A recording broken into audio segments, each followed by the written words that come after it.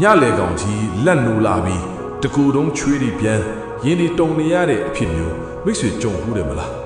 အိမ်မက်ဆူတကူမှတ်ပြီးသွားရင်အတော်နဲ့လည်းပြန်အိတ်လို့မရမနှက်မိုးလင်းတော့လဲလူကနုံးခွေနေတတ်တယ်တကယ်တော့အိမ်မက်ဆူမှတ်တာဟာအကြောင်းမဲ့တသက်မဟုတ်ပါဘူးကျွန်တော်တို့မထင်ထားတဲ့အကြောင်းတရားတွေရှိပါတယ်အိမ်မက်ဆူဆိုတာဦးနောက်ကမိတ်ဆွေကိုတခုခုမှားနေပြီလို့တတိပေးနေတာလည်းဖြစ်နိုင်ပါတယ်ကျွန်တော်တို့တွေဟာတနေ့တာလုံးပင်ပန်းထားသမျှကိုညဘက်မှာအိတ်ဆက်ပြီးတော့အားဖြည့်ရမှာပါဒါပေမဲ့ကောင်းကောင်းအိတ်မရပဲအိမ်မက်ဆိုးတွေဝင်လာရင်တော့အိတ်ဆက်ခြင်းရဲ့အရေးတွေ့ sleep quality ကျဆင်းသွားပြီးအိတ်ရမောဖြစ်တတ်ပါတယ်ဘာသာရေးစာပေအရာကြည့်မလားစေပညာအရာကြည့်မလားအိမ်မက်ဆိုးမှတ်တယ်ဆိုတာကိုယ့်ရဲ့စိတ်အခြေအနေနဲ့ခန္ဓာကိုယ်အခြေအနေမမျှတဘူးလို့ပြနေတဲ့လက္ခဏာတစ်ခုပါဒါဆိုဘယ်လိုဖြေရှင်းကြမလဲဗုဒ္ဓတရားတော်နဲ့ကျမ်းမာရေးရှုထောင့်နှစ်ခုစလုံးကနေရှင်းရှင်းလင်းလင်းပြောပြပေးပါမယ်ဖျားရှင်ပေးတဲ့နီလန်ပထမဆုံးအနေနဲ့စိတ်ပိုင်းဆိုင်ရာကုထုံးဖြစ်တဲ့ဗုဒ္ဓနီးကျဖြည့်ရှင်းတဲ့ကိုကြည့်ရအောင်အဓိကအချက်ကတော့မေတ္တာပါပဲမြတ်စွာဘုရားရှင်ဟောကြားခဲ့တဲ့မေတ္တာအကျိုး7မျိုးထဲမှာအိတ်တဲ့အခါချမ်းသာစွာအိတ်ရခြင်းနဲ့အိမ်မက်ဆိုးမမြင်မှတ်ခြင်းဆိုတဲ့အချက်တွေအတိအလင်းပါဝင်ပါတယ်ဒါကြောင့်ညမအိတ်ခင်မှာဒီအချက်တွေကိုလှုပ်ဆောင်ပါနံပါတ်1မေတ္တာပွားပြီးမှအိတ်ပါဒါကရိုးရိုးလေးလို့ထင်ရပေမဲ့အယမ်းထိရောက်တဲ့နီလာပါပထမဆုံးမိမိကိုယ်ကိုစတင်ပြီးမေတ္တာပို့ပါငါဒီဘေးရန်ကင်းပါစေကိုယ်စင်းရဲခြင်းကင်းပါစေစိတ်စင်းရဲခြင်းကင်းပါစေကိုယ်စိတ်နှစ်ပါးချမ်းသာစွာအိပ်ပျော်ပါစေလို့မိမိကိုယ်ကိုမေတ္တာပို့ပါဒုတိယအနေနဲ့ချစ်ခင်ရသူတွေကိုမေတ္တာပို့ပါမိဘဆရာဇနီးတို့မဟုတ်ခမောသားသမီးစသည်ဖြင့်ချစ်ခင်လေးစားရသူတွေကိုမေတ္တာပို့ပါအဲ့ဒီနောက်တလောကလုံးကိုမေတ္တာပို့ပါ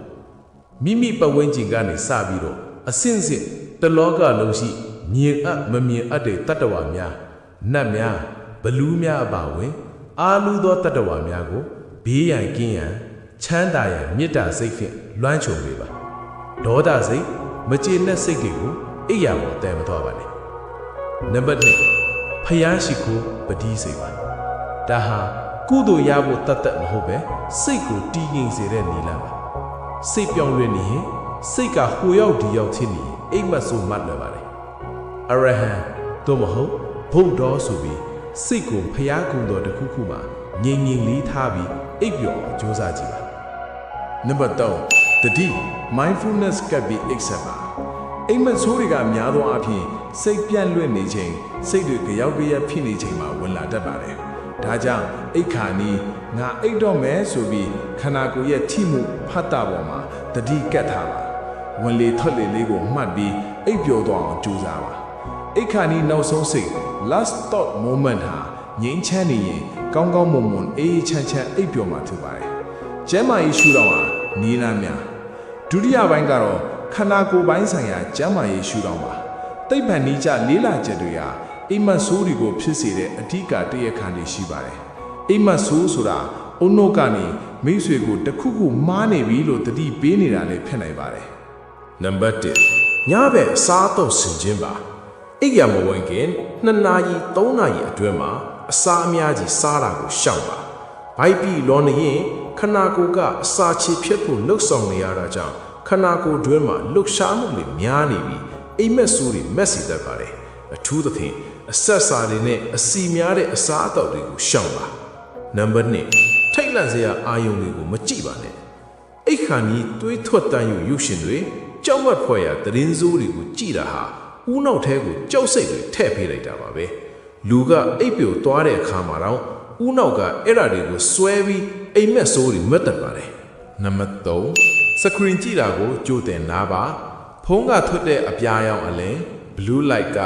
အိပ်ပျော်စေတဲ့ဟော်မုန်းကိုနှောင့်ယှက်တာမို့အိတ်ခါနီးတနားရီလောက်အလိုမှာ TV ကွန်ပျူတာဖုန်း tablet စတာတွေကိုပိတ်ထားလိုက်တာအကောင်းဆုံးပါပဲနံပါတ်4အိပ်ဆက်ပုံအနေထား